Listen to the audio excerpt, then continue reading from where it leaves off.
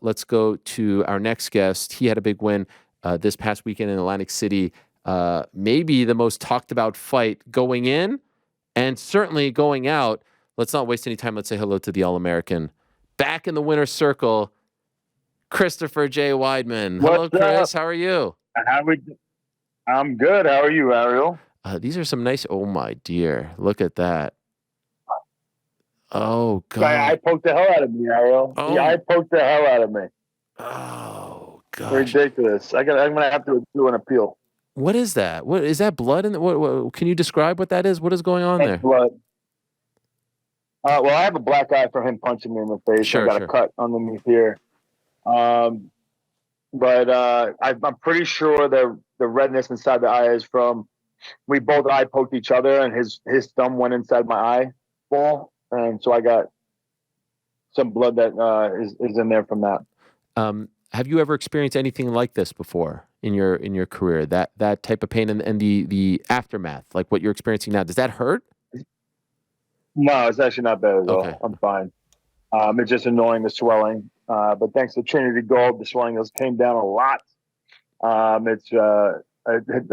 completely fine. Okay. Just looks bad.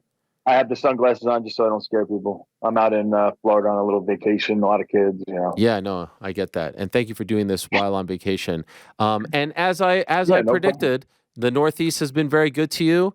Another win, another notch on the belt. Are you talking yourself into that? Yeah. Is that what you think you said? No, that's pretty much, I was trying to guide you to that point. But could I ask, because it's like this weird sort of juxtaposition here, W feeling great, but I do see, even in the comments, be sure to press Weidman. Don't shy away from the tough questions. We know he's your boy. Don't be afraid. Don't be afraid. It's like people are genuinely. Ask me any questions, Ariel. They're mad. Ahead. They're mad. So let me ask you: do you feel like that was a legitimate win?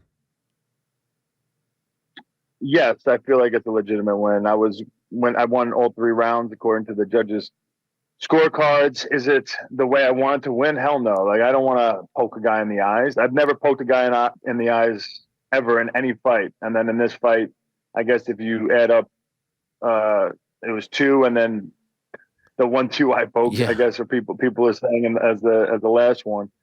And it's just unfortunate. It's like, I don't want that to happen. It's never happened before. And just, I don't know, it was like the style of us fighting. Maybe my fingers were open too much, but it's just tough with these gloves on. I mean, I'm the longer guy. And when he was trying to explode in on me, it was important for me. A big part of our strategy was to kind of like take a step back and then re-explode back on him. And so I'm like, kind of like my fingers are kind of like my way to judge distance. And I'm kind of like moving back as I'm ready to come back and forward. And unfortunately, I caught him in the eye a couple of times. And of course, I'm sorry that happened. That being said, like, I am sorry that happened, and it sucks that it ended that way. But you can make a very strong argument that I got eye poked, by far the most devastating eye poke of all the eye pokes. Mm-hmm. And I didn't drop to the mat and try to get time, and all eye pokes aren't created the same, So I'm not saying I know exactly how he felt, but if you look at the first 2 eye pokes where the ref stopped it, I mean, I barely touched his eye. Even on the last one, where he went down, like my finger kind of like went underneath his eye. It wasn't, if you really zoom in, it wasn't like in his eyeball, like he did to me in that one with his thumb. So like that's the thing, is like I almost came out like trying to coach him, because it's like my kids who I coach in wrestling. You're going to get poked in the eye. There's going to be things that happen to you inside on the mat. You can't just, drop to the ground and turn around and expect the ref to know what's going on in your head and that he's seeing everything. It's just a bad habit, and bad things happen when you do that. And that's kind of what he got in the habit of. Just anytime his eyeball got touched at all, it's like he dropped to the ground and was like, crying, and he needed time and all this stuff. And obviously I don't want to poke him in the eye, but I just also think, like, what are we turning this into? Like MMA is a tough sport. get the reps, attention. Let them know you got poked in the eye. But dropping it and then trying to get all this time, and then you go back to the replay, and it's like, you even really get poked in the eye. I don't know. I think it's a bad precedent too. Like you said, I would love to see.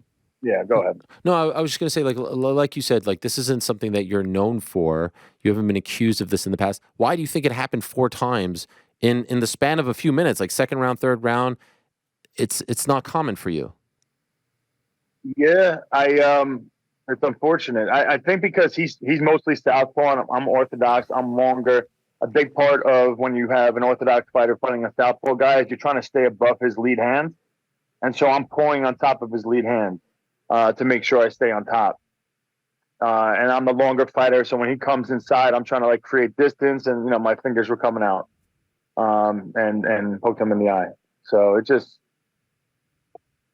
sucks. It's unintentional for people out there, because I've seen it. I haven't looked too much, but I've seen it where people think like I intentionally poked him in the eye. I just want you to know, like, if I had the dexterity and the wherewithal to like take my one finger and find his eyeball and poke it, why wouldn't I just knock him out anytime I want? Okay, there's his chin. Here's my big old fist. That's easier to hit than finding his little eyeball. I mean, it's obviously completely unintentional, and I would never like think about cheating. That's just not who I am. I don't think really.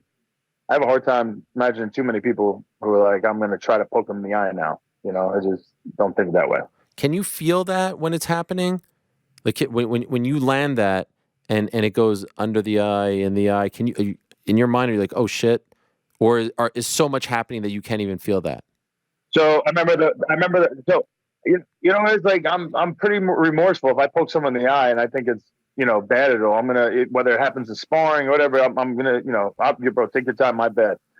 The first one that I hit him with, and this is the thing also people have to realize, if Bruno Silva in a lot of his fights, he does wear down over the fight. Like, my goal was to try to like break him and exhaust him, create scrambles, create striking, different combinations back and forth, just to keep him working, because he does wear down. And my goal was to try to like break him down.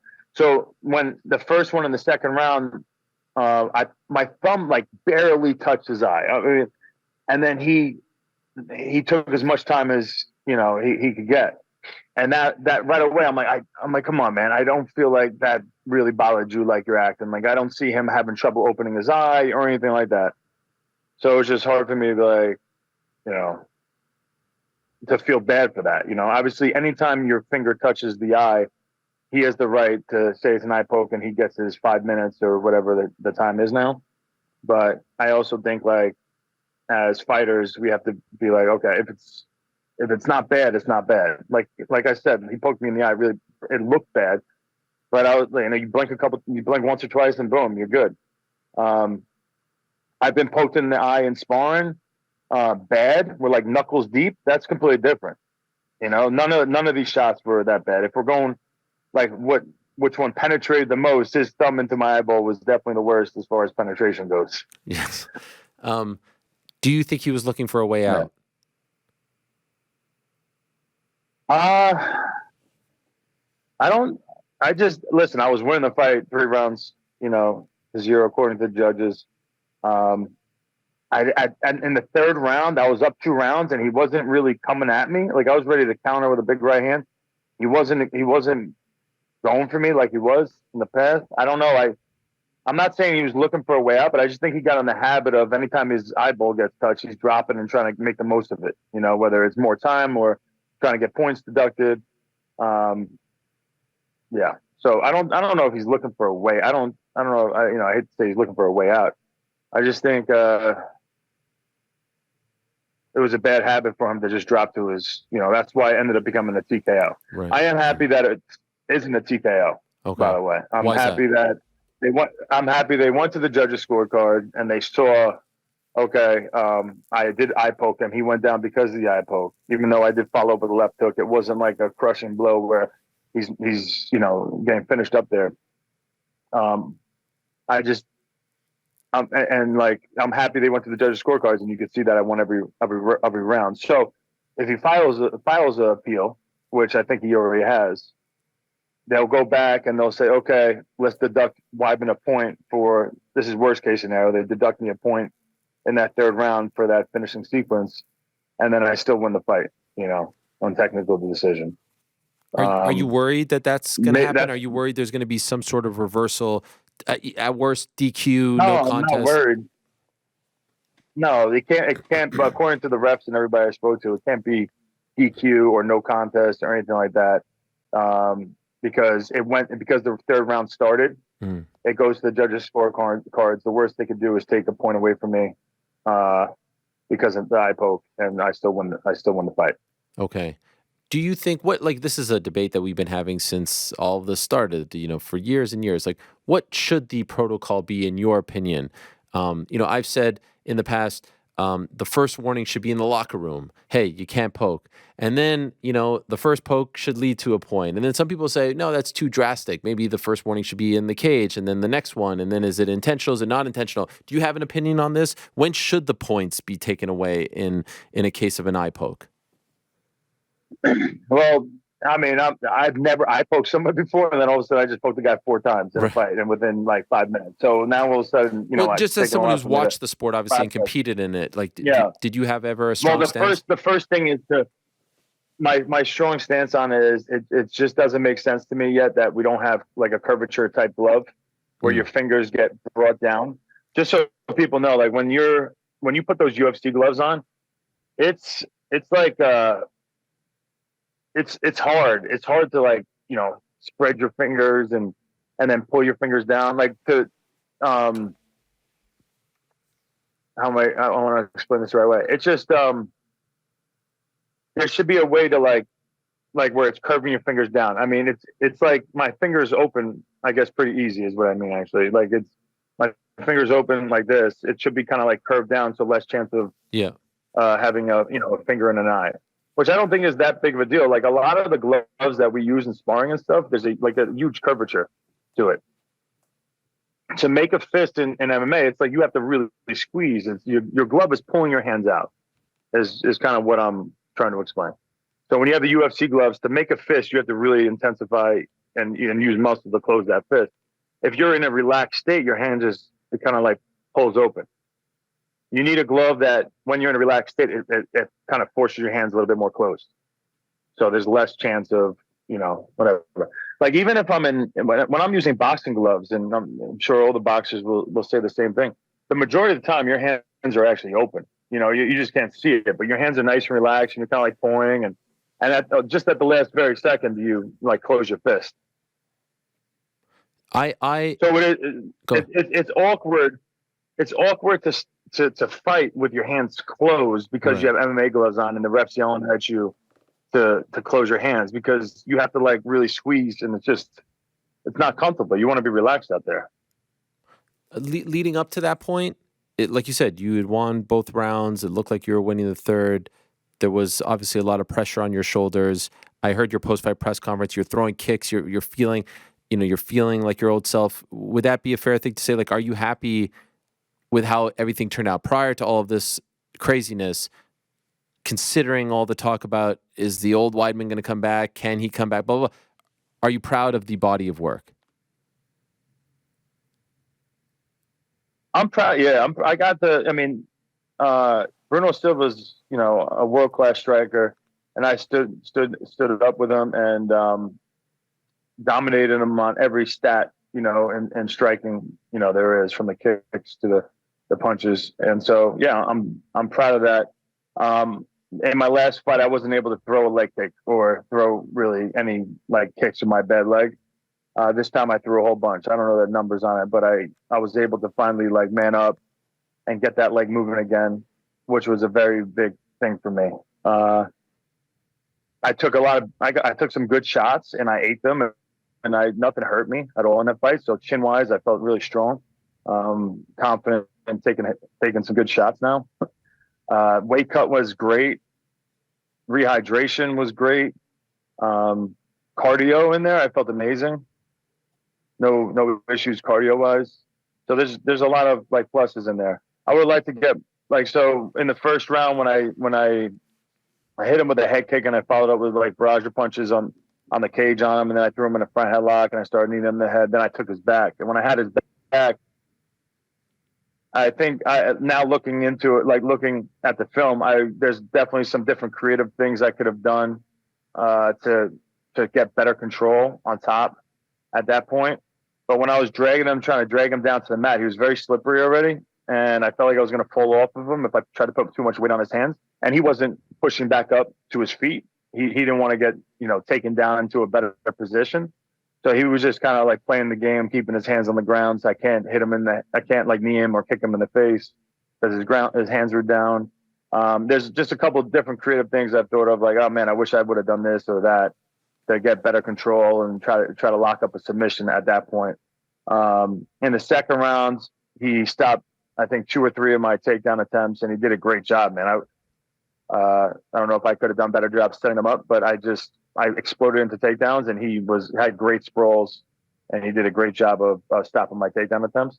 So I was just, I wish I had was able to kind of get some better wrestling scrambles going in that fight, but he nullified that. Not sure if you know this, but I've actually never been in a pro MMA fight. I've never experienced that before. The training camp, fight week, it seems, extremely stressful. I don't even know how you guys go through it. And I can't even imagine, like, I try to put myself in your shoes, and I can't even imagine putting myself in your shoes, because, like, imagine I'm doing this show. This is the closest I can get to the pinnacle of something. I'm doing this show, and every day someone's saying to me, are you done after this one? Is this it for you? Why aren't you as good as you once were? You've fallen off. You're old. You're this and that. I can't even imagine I can't imagine the mental stress going into a fight when you're champion, when you're number one contender, and now you having to answer that question 3 million times leading up to this past Saturday. What did that do to you? How did you deal with all of that? How did you not let that actually consume your soul? Because I try to make it, it's not about anybody else. It's not about my opponent. It's always just about me trying to be the best version of myself. And I'm my biggest critic. There's nobody out there that is more critical of me than me. So I don't really need to listen to any of the negative stuff. I look at my fights, and I know my potential. So when I'm not doing what I know I could do, I'm ripping myself apart, and it's hard to feel satisfied with my performances. So I'm just always constantly focused on my work and being the best version of myself. So that's where the focus is. And when it comes down to fight week, it is a stressful thing, man. You could be good all fight week, and then it's the day of the fight, between your family, the nerves that they're feeling. It's the longest day ever. I didn't fight till like 11:30 at night. So I'm just like, you want to get good sleep. Next thing I know, and I'm up until 4:30 in the morning for the first time in like months for some reason. I took this like melatonin concoction that the UFC gave me, and I felt like I had like an allergic reaction to it or something. My face was burning. I was hot. And then it starts playing in your head, holy crap, this is the night that you want to sleep. You got to perform tomorrow. And that starts going. Then it's like maybe you're just nervous, and then the whole day, all you're trying to do is just like lay in bed and try to catch up on your sleep, but you're just running the fight through your head. Your everyone's just nervous and awkward, and those are tough times. Obviously, for a fighter, it's probably the longest wait you could possibly imagine. But then also for the families, it's pretty much torture. You just can't wait. You just want to get out there and get this done with. So if it didn't go your way, you were going to retire. Yeah, I think I think I probably would have retired if I didn't perform out there. Wow. If he came at me and beat the crap out of me, yeah, I think I was gonna put my gloves down. I didn't really even tell my wife or anybody that, but I was in the back of my head. I was like, because all my training partners, my coaches, everybody, they think I'm better than ever. Like they can't believe how good I am. They think I could become one of the best guys in the world again. But in my head, I'm like, man, I've done everything already, and I know my potential, and I know what they see, and I know I could be in there with anybody. But if I'm not able to put it together in the UFC, in the cage in front of everybody, then I I'm not going to do it anymore. So if I didn't perform well, I think I was done. In that whole, aftermath, the hysteria, the excitement, did you consider after the win doing that, saying, "Hey, let me go out on top"? Did that thought cross your mind at all? No, no. I was like, I kind of told myself I wasn't going to retire, and because my body felt so good all training camp. Like I said before, the last time I was on the show, this Trinity Gold kind of like reinvigorated my career with getting rid of all these pains and everything I've been dealing with. So I felt so good that unless I couldn't perform in there, then I don't think I should be done. Okay. What do you think? Like, how do you think this whole situation plays out so you can put this fight to bed and move on? Like, are they telling you, or are you just kind of moving on? Yeah, yeah. I'm not really thinking about this fight too much. Like Okay. I won the fight, and every way you look at it, obviously it's terrible that I poked him, but uh, yeah, I mean the worst case scenario is they could take a point away from me for that third round, and then uh, I win a decision. So Are you annoyed that that this is a cloud hanging over it, that some people aren't giving you your props, that you're not able to fully celebrate and talk, like, we could talk about the win and it'd be great. Like, does any of this annoy you? of course it's definitely annoying, and it ends up it's not the cleanest win. So I'll give them that. But I've had some very clean wins in my life in the UFC, and you never get what you feel like you deserve. So you can't really like look at it like that, because you're never going to be satisfied at all. Um, you can't worry about too much what people are saying. You just got to keep doing you, trying your best. I know I'm not. I didn't try to poke him in the eye. I know it sucks that I did. Um, and what else you want me to do? It's a fight, though. Mm. Think crap happens, and yeah. But would I'm you be sorry I poked him in the eye, but look at the entire fight. right? So that being said, would you be open to a rematch? And then honestly, like look at the eye pokes and be honest with yourself. Like they weren't the worst eye pokes in the world, and that I am sorry for them, but I had probably the worst eye poke happen to me. Mm. And it's just kind of is what it is, man. It sucks. Like this is the problem, I guess, with with the gloves on, with your fingers being there like that. It's crap like this happens. So Would you be open to a rematch? if the UFC wants to have a rematch of this fight, sure. Yeah. Um, but I would happily move on too. It's not like I'm scared of him or anything like that. I felt like everything he had there. I feel like I would only just get better. Um, so whatever. If they want to do a rematch, that's fine too. I'm open for that. Like, and my heart goes out to Bruno Silva. I know he was very frustrated. Yeah, and it sucks, but he fought me for was it like 13 minutes, and he was losing the fight. So I don't know if they want to do a rematch, sure. Two last quick ones. Um, do you have a preference on when you come back and against two? No, we'll see. We'll see what happens. I'm taking like a little week. I'm just gonna take a week off. I'm gonna get back into the gym. I came out healthy, so I'll get back into training and trying to get better, and we'll see. We'll see what is out there. I know there's another Jersey fight coming up in June. Mm-hmm. Tell you what, the love that I got from that crowd. I know everybody on Twitter hates me right now, but if you were in the arena that night, you loved me. It was awesome in there. The crowd was really cool. I think it was a great experience for everybody in there. It was a fun time. So that Northeast love, and that things have worked out for me, especially in Atlantic City, Yeah. and 100% of the time in Jersey. So In Jersey against Brazilians, against people with the last name Silva. You have a good track record there. I just want to spotlight that. And hopefully your social media guy cuts that up, because there's no way you're doing those social clips, by the way. I'm on to you, Chris. Okay, I know that your social media game has gone up here. I don't know who's doing it. You don't have to tell us, but something's going on with that social media, all right? I don't know who's making these clips of yours, but they're What very... do you think? I'm the one editing? No, but it's am good. I the one editing? You think I'm sitting back doing the Alja? Alja would do his own stuff, but not me. Alja's... Or Marab, like the whole Sarah Longo team. My own stuff. Have you guys seen if you see anything on... Oh yeah, Marab. Yeah, Marab is on a whole different level of social media game right now. He's the best. I just wanted to close on... But yeah, if you see anything really creative that I'm doing, like it's probably not me. I just wanted to close on AC, on Atlantic City. What is it like? I was talking about people saying, oh, is this the end? And to go back to a place where it all started, where you're nostalgic, when you were fighting. I don't even think you had any kids. I don't know if you had your daughter. Maybe it was the very beginning, right? Like, just to be all the way back there. Right before I had my...